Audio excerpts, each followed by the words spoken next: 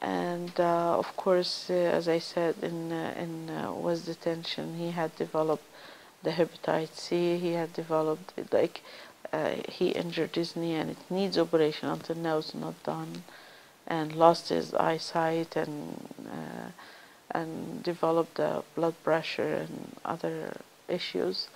And it was complete refusal, that they were refusing to give him any medical treatment for any of those illness, just because he's on security certificate.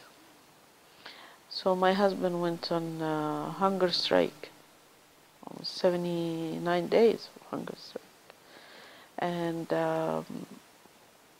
just to get medical attention. He was not able to touch his kids at all. He was like, when we go visit, always behind glass, hugging and kissing behind glass. We're having trouble even communication, because most of the time the telephones are not working proper. Many times we were denied visits. My children were denied visits to my husband, as a punishment for demonstrating for the freedom of their father, to ask for those secret evidence. So they said, you're not allowed to visit just because of that.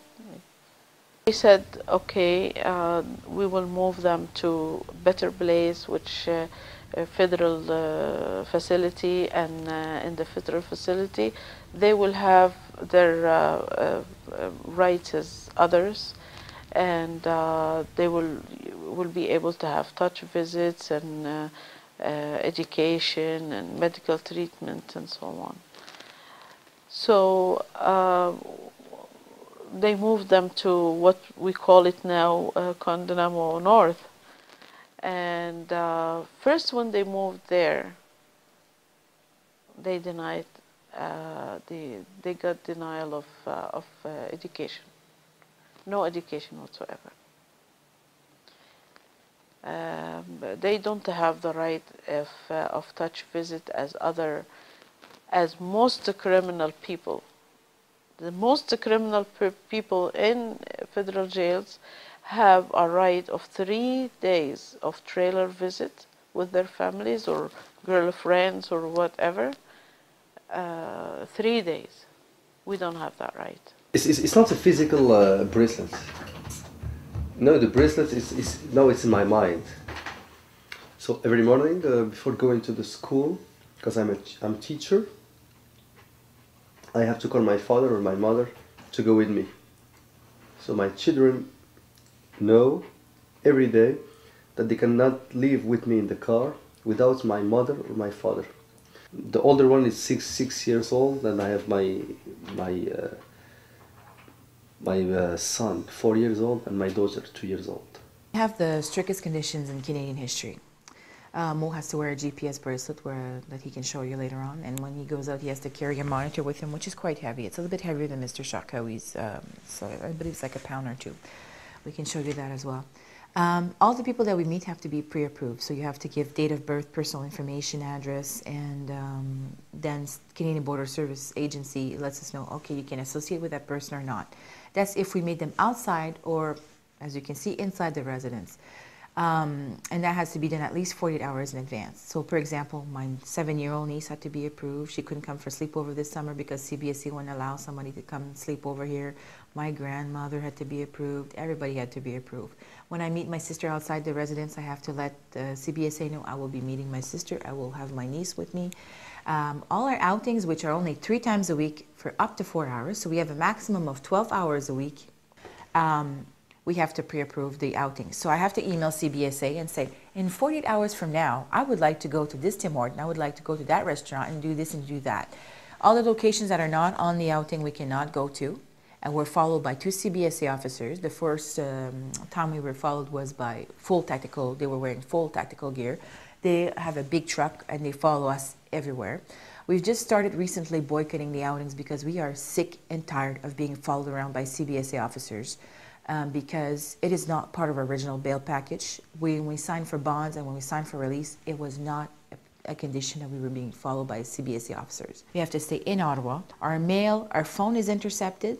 We have large surveillance cameras that were put on our house. There's only 3 of us that can stay with my husband. I have to be inside the residence with my husband at all times. So on top of wearing a GPS bracelet and everything and the cameras and all that, I have to be inside the residence with him at all times. So I don't work, he doesn't work, we can't go nowhere. If he steps outside in the property, which is only between 8 a.m. to 9 p.m., I have to step outside with him. And his bracelet can only go 100 feet in the back and the front.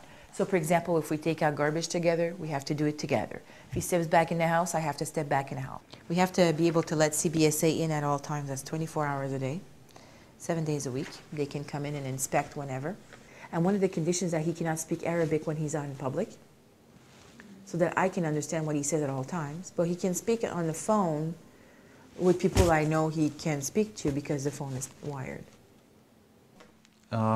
The big problem, it's not like, you know, the house. The big problem, it's, you know, they let me think always, you know, deportation coming after this one. I'm thinking, you know, my mind, it's not clear, you know, still thinking, you know, this send me to Algeria, what's gonna happen for me? It's threats, you know, it's like... He feels like a dog on a leash with his bracelet.